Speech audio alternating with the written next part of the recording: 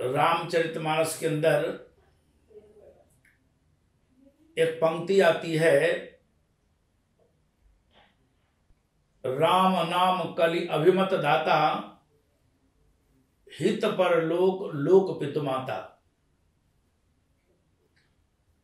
राम नाम को कल्प तरु कलि कल्याण निवास, जय सुमरत भय भांगते तुलसी तुलसीदास। वस्तुतः भगवान का नाम ही सच्चा कल्प वृक्ष है। हमारे पुराणों में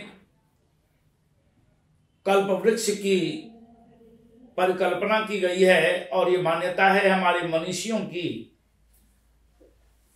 कल्प वृक्ष वह वृक्ष है जिसके नीचे जो भी याचना किया जाता है, याचक के सारे मनोरथ को वह कल्प वृक्ष पूरा करता है, सबकी मनोकामना को पूर्ण करता है कल्प वृक्ष।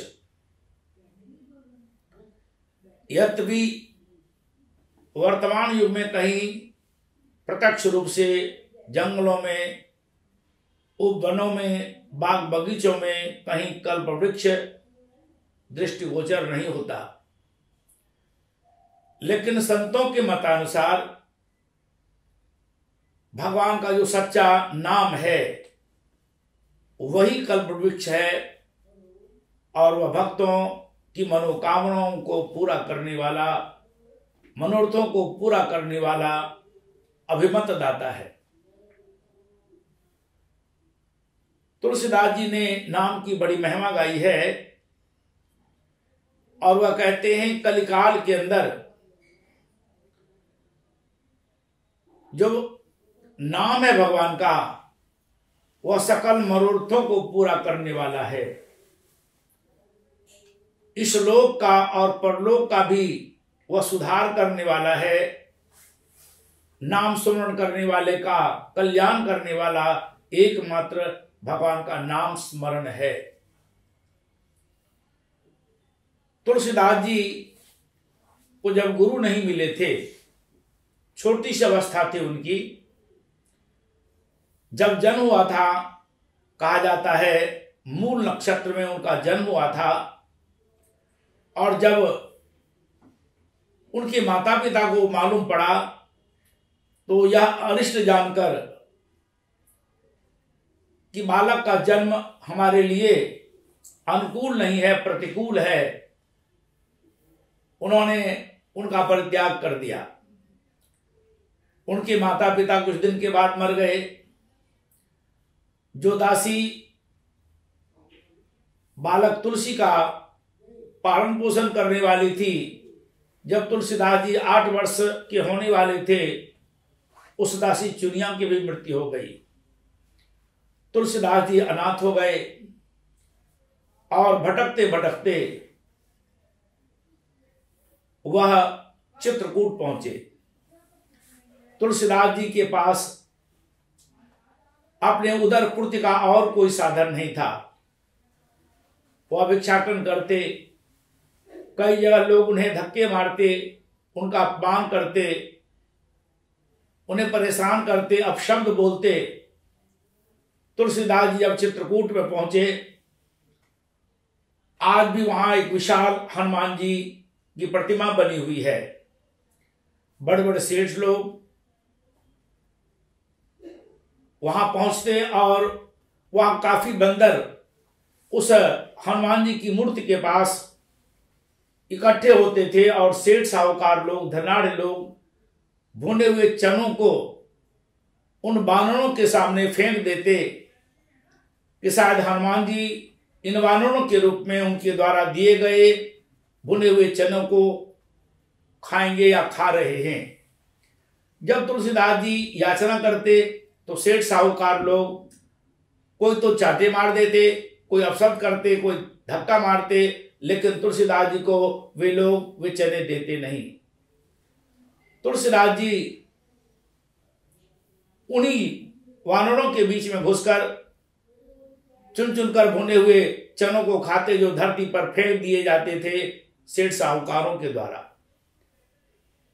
तुलसीदास जी एक जगह लिखते हैं, जब मेरे को गुरु महाराज जी नहीं मिले थे तब मेरी ये दशा थी। ज्ञान नहीं मिला था, नाम नहीं मिला था, तो मैं एक अनाथ बालक की तरह था। लेकिन गुरु महाराज जी संयोग से मिले। नरहरिदास जी ने मुझे दूर से देखा और मुझे बेसहारा जानकर उन्होंने अपने साथ मुझे लिया और वह अनेक तीर्थों की यात्रा करते हुए मुझे भी अपने साथ लिए चले। मैं सोरो पहुंचा। सोरो को सूकर क्षेत्र कहा जाता है भगवान वराह का वहां अवतार हुआ था। गंगा के तट पर सूकर क्षेत्र में तुलसीदास जी को राम कथा सुनाई उनके गुरु ने। जिस रामचरित मानस की कथा को भगवान शंकर ने माता पार्वती को सुनाया था, यज्ञवल्क ने भरद्वाज मुनि को सुनाया था, काकभूषुंडी ने गरुड़ को सुनाया था, वही राम कथा, वही रामचरितमानस मेरे गुरु नरहरिदास जी ने मुझे सुनाया। तब मैं अबोध बालक था, मुझे अच्छी समझ नहीं थी, मुझे भली प्रकार समझ में नहीं आया। लेकिन बाद में गुरु महाराज जी ने मुझे पढ़ाया, लिखाया, मुझे सत्संग सुनाया और मेरे अंदर ज्ञान जानने की इच्छा हुई, भावना जागृत हुई और गुरु कृपा से मेरी जिज्ञासा शांत हुई। गुरु महाराज जी ने मुझे सत्य राम नाम का बोध कराया। जब नाम नहीं मिला था तो मेरी दशा कैसी थी? एक भांग के पौधे की तरह। जंगलों में भांग का पौधा होता है, उस भांग के पौधे की कोई पूजा नहीं करता।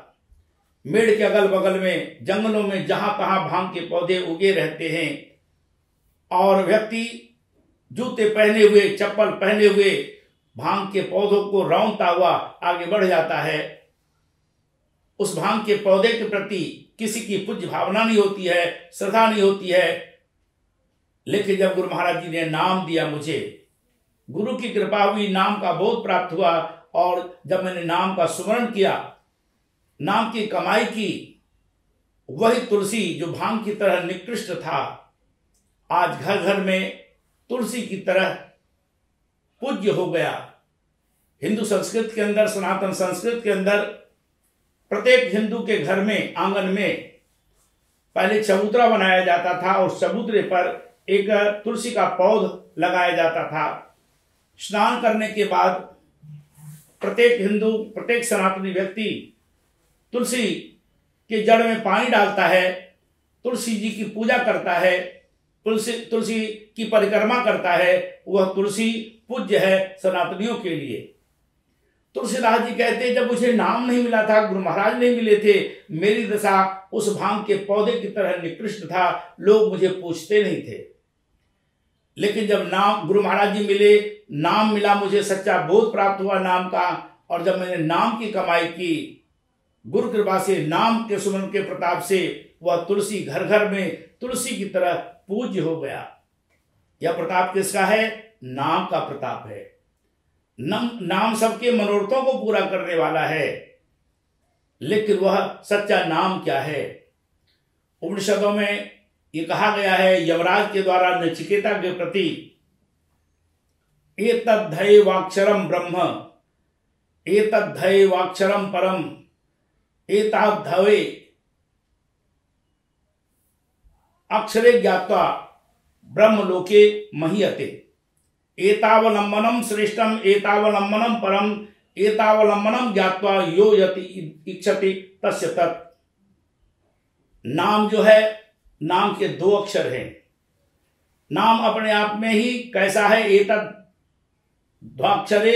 ब्रह्म। जो नाम है वह अक्षर ब्रह्म है और वह नाम ही परम ब्रह्म है। और जो उस नाम को जानकर नाम की कमाई करता है और उस पर ब्रह्म को, परमात्मा को प्राप्त हो जाता है। नाम ही सर्वश्रेष्ठ है, नाम ही श्रेष्ठ है। और नाम को पाने के बाद यो यद इच्छति तस्य तत्, नाम को जानने के बाद जो जिसकी कामना करता है, जो कामना करता है, जो चाहता है, वो उसे नाम पूरा कर देता है। आप सबने ध्रुव प्रहलाद की कहानियां सुनी है। नाम किस तरह से ध्रुव और प्रहलाद के जीवन में उसका सहायक बनता है, मीरा के जीवन में सहायक बनता है, द्रौपदी के जीवन में सहायक बनता है, ऋषि मुनि और भक्तों के जीवन में सहायक बनता है। आप उसका उदाहरण शास्त्रों के अंदर ऋषि मुनियों के मुखों से और शास्त्रों के अंदर, पुराण के अंदर अच्छी प्रकार से पढ़ सकते हैं। आप सबको मालूम है ध्रुव नामक बालक 5 वर्ष का था। उसके पिता का नाम उत्तानपाद था। उत्तानपाद मनु महाराज के पुत्र थे। उत्तानपाद की 2 पत्नियां थी, सुनीति और सुरुचि। सुनीति बड़ी थी और जिसका पुत्र था ध्रुव, और सुरुचि छोटी थी, दूसरी पत्नी थी और उसका पुत्र था उत्तम। राजा सुरुचि से अधिक प्रेम करता था और स्वाभाविक रूप से सुरुचि का पुत्र उत्तम भी राजा को प्रिय था। एक बार उत्तानपाद अपनी गोद में उत्तम को लिए उसे प्यार कर रहे थे। दूर से बालक ध्रुव ने देखा। वह भी पिता की गोद में बैठना चाहता था, लेकिन जो ही वह पिता की गोद में जाकर बैठा, पिता ने तो कुछ कहा नहीं। लेकिन दूर से सौतेली माता सुरुचि ने देखा और ईर्ष्यावश ध्रुव को एक चांटे मारकर झिड़क कर नीचे उतार दिया पिता की गोद से, और ताना मारती हुई कहती है, अगर तेरा जन्म मेरी कोख से होता तो तू अपने पिता की गोद में बैठ सकता था। इस पिता की गोद के बैठने का अधिकारी तो मेरा पुत्र उत्तम ही है, तू इस पर इनकी गोद में नहीं बैठ सकता, पिता की गोद में नहीं बैठ सकता। रोता हुआ बालक अपनी मां सुनीति के पास गया। मां ने रोने का कारण पूछा। ध्रुव ने सारी व्यथा बताई। मां ने कहा, बेटा तुम्हारी सौतेली मां ठीक ही कहती है। तुम्हारे पिता तुम्हारी सौतेली मां से अधिक प्रेम करते हैं, इसलिए उसका पुत्र उत्तम उनकी गोद में बैठ रहा है, और ईर्ष्यावश तुम्हारी सौतेली मां ने तुझे झिड़क दिया। लेकिन बेटा, यह तो तुम्हारा पिता शरीर को जन्म देने वाला है, लेकिन जो सारे संसार का पिता है, जो सबका सृजन करने वाला है, पालन करने वाला है, सभी पिताओं का पिता है, जो परम पिता है, अगर उसके नाम की कमाई कर, उसका भजन कर, तो वह परम पिता परमात्मा भी तुम्हें अपनी गोद में बिठा सकता है। बालक ने पूछा, वह भगवान मिलेगा कहां? मां ने कहा, जंगलों में निवास करने वाले ऋषि मुनियों को उसका था है, उसका पता है, वही बताएंगे। प्रबल जिज्ञासा उत्पन्न हुई, मुझे भी उस भगवान की गोद में बैठना है, और वह जंगल की तरफ बालक बढ़ने लगा। कहानियां आप सुनते हैं, नारद जी मिले और नारद जी ने उस बिलखते हुए बालक को सांत्वना दी, सत्संग सुनाया और भगवान के सत्य नाम का बोध कराया और कहा, बेटा दृढ़ संकल्प से नाम का सुमरण कर, एक निष्ठ भाव से नाम की कमाई कर, और एक दिन भगवान तुम्हें दर्शन देकर कृतार्थ करेगी।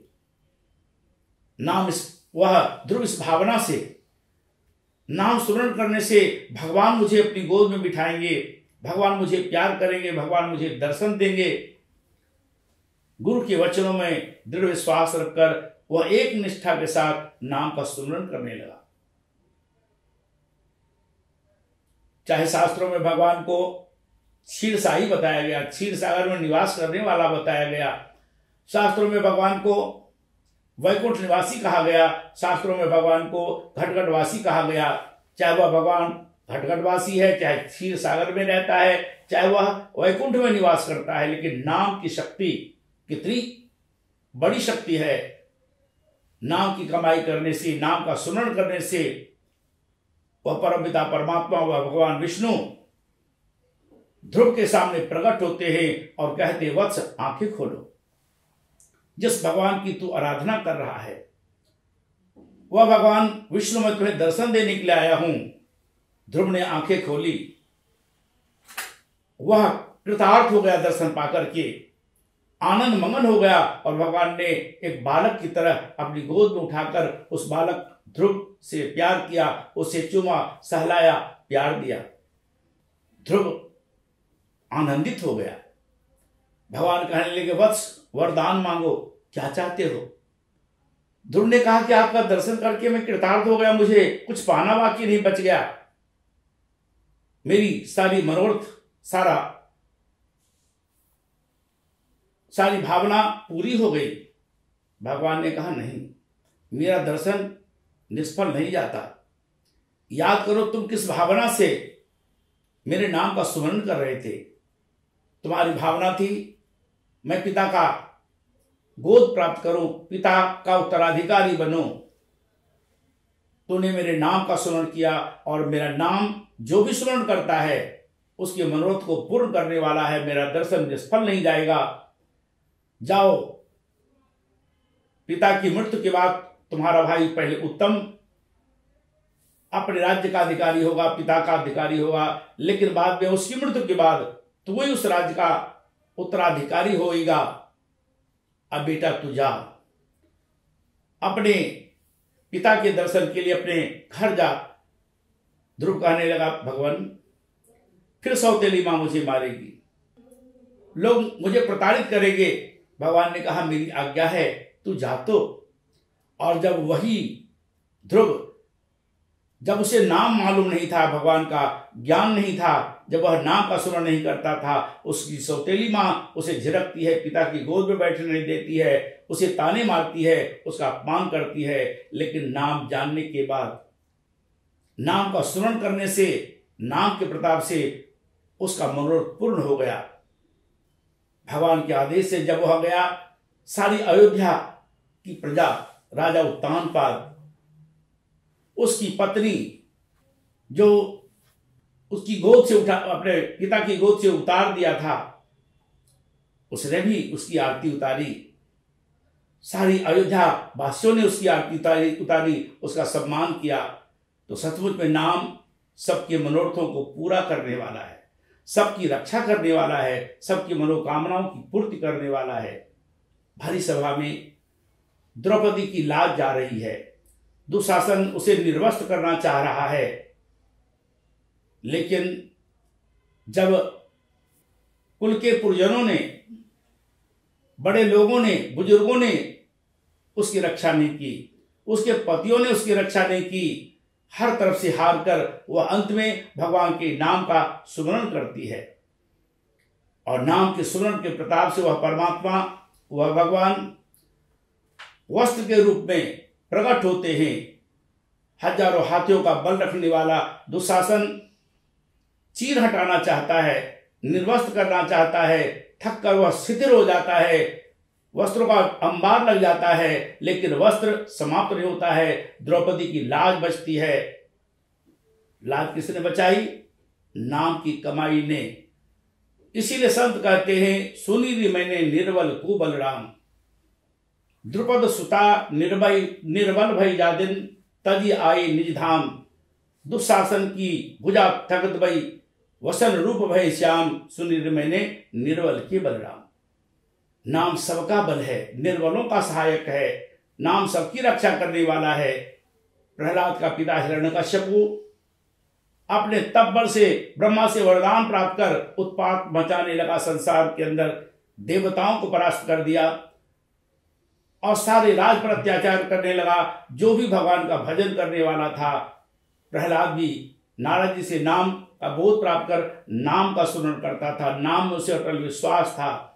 उसका पिता उसे मारना चाहता है, समुद्र में फेंकता है, पानी में डुबोना चाहता है, हाथी के पांव तले रौदवाना चाहता है, पहाड़ से फेंकवाता है, आग में जलाने की चेष्टा करता है, हर तरह से उसे प्रताड़ित किया जाता है। लेकिन दृढ़ विश्वास रखकर एक निष्ठा के साथ प्रहलाद नाम का स्मरण करता है और भगवान खंबे को तोड़कर वहां प्रकट हुए नृसिंह रूप में और बालक प्रहलाद की रक्षा की।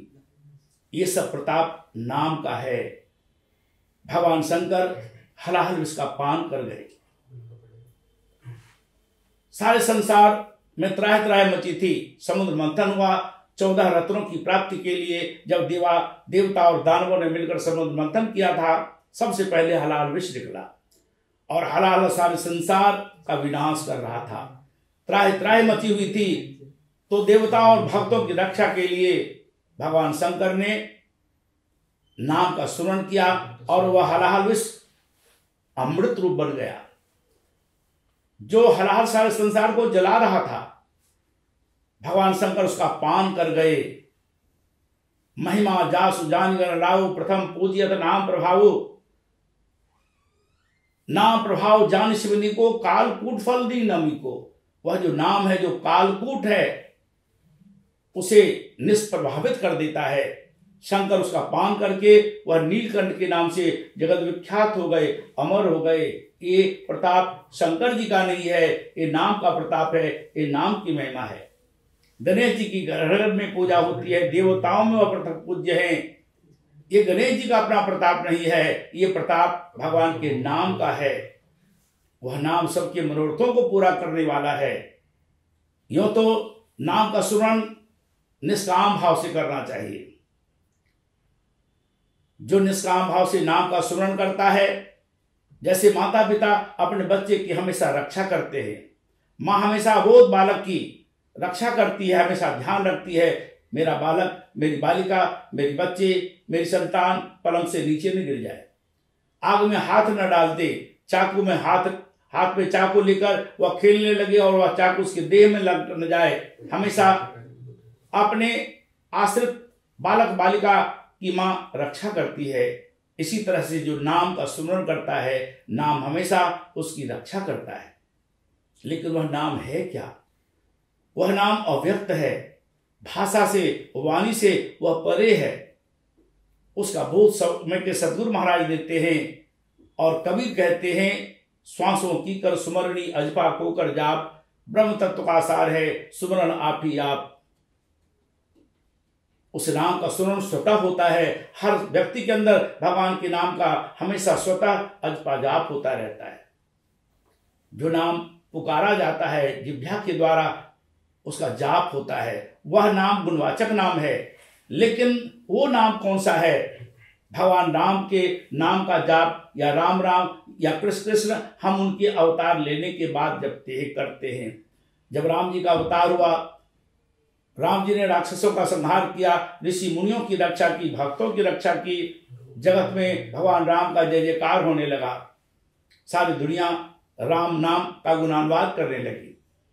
जब द्वापर युग आया, वे राक्षस लोग राजाओं के रूप में अवतरित हुए और वह भी अत्याचार करने लगे। तो भगवान का कृष्णावतार हुआ और कृष्ण के रूप में भगवान ने उन सभी निशाचर जो राजा के रूप में थे सबका संहार किया, भक्तों की रक्षा की, संतों की रक्षा की, धर्म की संस्थापना की और दुनिया में लोग भगवान कृष्ण का जय जयकार करने लगे। लेकिन कलयुग, द्वापर और त्रेता से भी पहले एक युग था। उस युग का नाम था सतयुग। सबसे अधिक ऋषि मुनि साधु महात्मा ज्ञानी ध्यानी और भक्त सतयुग में हुए। त्रेता से पहले ध्रुव और प्रहलाद हुए। ध्रुव और प्रहलाद ने क्या नाम लिया? जब राम जी का अवतार नहीं हुआ था, कृष्ण जी का अवतार नहीं हुआ था, तो वह नाम क्या था? उस नाम का बोध पाने के लिए, प्राप्त करने के लिए सभी ऋषि मुनि और अवतारों को भी गुरु के पास जाना पड़ा। भगवान राम जो मर्यादा पुरुषोत्तम कहलाते हैं, वे भी गुरु वशिष्ठ के पास गए और गुरु वशिष्ठ भगवान राम से बहुत पहले इस धरती पर आए थे। भगवान राम के पिता दशरथ, दशरथ के पिता अज, अज के पिता रघु, रघु के पिता दिलीप और उनसे भी कई पीढ़ी पहले के राजाओं के, सूर्यवंशी राजाओं के गुरु कौन थे? वशिष्ठ। और वशिष्ठ जी इस नाम का स्मरण करते थे। जिस परमात्मा का ध्यान करते थे, वही नाम के स्मरण की विधि वशिष्ठ महाराज ने भगवान राम को भी बताई। स्वयं भगवान राम भी भजन करते थे। विचार ये करना है, भगवान कृष्ण के गुरु का नाम संदीपनी था। गर्गाचार्य के भी पास गए, दुर्वासा से उन्होंने दीक्षा ली। तो भगवान कृष्ण भी गुरु के पास जाकर के ज्ञान प्राप्त करते हैं। क्या उनके गुरु ने भगवान कृष्ण को कृष्ण कृष्ण जपने के लिए कहा था? क्या भगवान राम को उनके गुरु वशिष्ठ ने राम राम जपने के लिए कहा था? हमेशा गुरु जिसका ध्यान करता है, जिसका सुमरण करता है, जिसका भजन करता है, शिष्य को भी वही भजन की साधना बताता है। वह नाम सतयुग के सभी ऋषि मुनियों ने अपने गुरु से प्राप्त करके उस नाम की कमाई की। नाम के ही बल से सभी ने मुक्ति पाई है, नाम के ही बल से सबकी सदगति हुई है। ध्रुव सगलानी जपो हरिनाऊ और पायु अचल अनुपम ठाऊ। नाम जपत प्रभु कीन प्रसादो भगत शिरोमणि भे प्रहलादो। भक्तों में शिरोमणि प्रहलाद बन गए। यद्यपि प्रहलाद का जन्म राक्षस वंश में हुआ था, उसके पिता राक्षस कहलाते थे, दानव कहलाते थे, लेकिन हम प्रहलाद को राक्षस नहीं कहते, दानव नहीं कहते, हम भक्त शिरोमणि कहते हैं। तो नाम सारे अरिष्टों का शमन करने वाला है, सभी दुखों को मिटाने वाला है, नाम सुख देने वाला है, लेकिन वह नाम अव्यक्त है, वह अनादि है। तुलसीदास जी कहते हैं जो नाम है वह अकथ है। अकथ का मतलब होता है जिसे वाणी के द्वारा कहा न जा, उच्चारण न किया जाए। नाम कैसा है? नाम और रूप दुई ईश उपाधि, नाम रूप दुई ईश उपाधि, अकथ अनादि सुसामुज साधि। नाम और रूप भगवान का अकथ है, वह सबको सुख देने वाला है। जानने के बाद भजन करता है साधक, तब उसे सुख की प्राप्ति होती है, लेकिन उसका बखान नहीं किया जाता, जिव्या के द्वारा उसका वर्णन नहीं किया जाता। उस नाम को हम जाने। गुरु महाराज जी उसका नाम, उस नाम का बोध प्रदान करते हैं। और एक साधक गुरु से नाम को प्राप्त करके यह कहता है, तेरे नाम में ऐसी ताकत है, जो चाहता हूं वो पाता हूं। गुरुदेव तुम्हारे चरणों में मैं सादर शीश झुकाता हूं। शिष्य गुरु के चरणों में सादर शीश झुकाता है, उनसे नाम प्राप्त करके नाम की कमाई करता है। नाम तो निष्काम भाव से जपना चाहिए, लेकिन अगर किसी के अंदर कामना है, कोई मनोरथ है उसके अंदर, तो नाम सारे मनोरथों को पूरा करने वाला है। अगर वह नाम का स्मरण करता है किसी भी संकल्प को लेकर, देवता किसी को फल नहीं देते, भगवान सबको फल देने वाला है। और जो भगवान के नाम का स्मरण करता है उसकी सारी मनोकामनाएं पूरी हो जाती है। इसलिए इधर उधर न भटका, मन को भटका करके सतगुरु से सच्चे नाम का बोध प्राप्त करके, जो नाम वाणी से परे है, भाषा से परे है, जिसके लिए शंकर कहते हैं नाम कैसा है? राम अतर्क बुद्धि मनवानी, मत हमार असुनौ भवानी। राम, जिस राम की उपासना शंकर करते हैं वह अतर्क है, मन से वाणी से वह परे है, वह वाणी के द्वारा बोला नहीं जाता। उसका ज्ञान सद्गुरु देते हैं और श्वासों में उसकी माला अपने आप फिरती रहती है। लेकिन वो नाम में, नाम श्वासों की जो माला है वह नाम क्या है, उसका तत्वबोध प्राप्त करके नाम की कमाई करनी चाहिए। जीवन में कोई कितना भी जप करे, तप करे, व्रत करे, उपवास करे, यज्ञ करे, हर हवन करे, तीर्थ यात्रा करे, तपस्या करे, पूरा जीवन करता रहे और नाम का एक बार दृढ़ श्वास रख करके हृदय में श्वास के माध्यम से नाम का स्मरण करे, उस एक नाम की भी बराबरी जीवन भर के किए गए जप, तप, पूजा पाठ, व्रत, उपवास आदि के फल प्रदान नहीं कर सकते, क्योंकि उन सभी शुभ कर्मों का फल भोग है। उससे हमें नाम सुनने से हमारी को मुक्ति मिलती है और शुभ कर्मों के करने से हमारा पूर्णपि जन्म पूर्णपि मरणम समाप्त नहीं होता। इसलिए अगर जीवन में अगर आप नाम की उपासना करते हैं तो एक नाम की उपासना से ब्रह्मा की उपासना, विष्णु की उपासना, शंकर की उपासना, सभी देवी देवताओं की उपासना हो जाती है। इसलिए उस नाम को जपें, नाम का स्मरण करें और नाम का स्मरण करके जीवन को, इहलोक को और परलोक को आप लाभान्वित करें, सार्थक करें। इन्हीं शब्दों के साथ मैं वाणी को विराम देता हूँ। बोलिए सद्गुरुदेव महाराज की जय।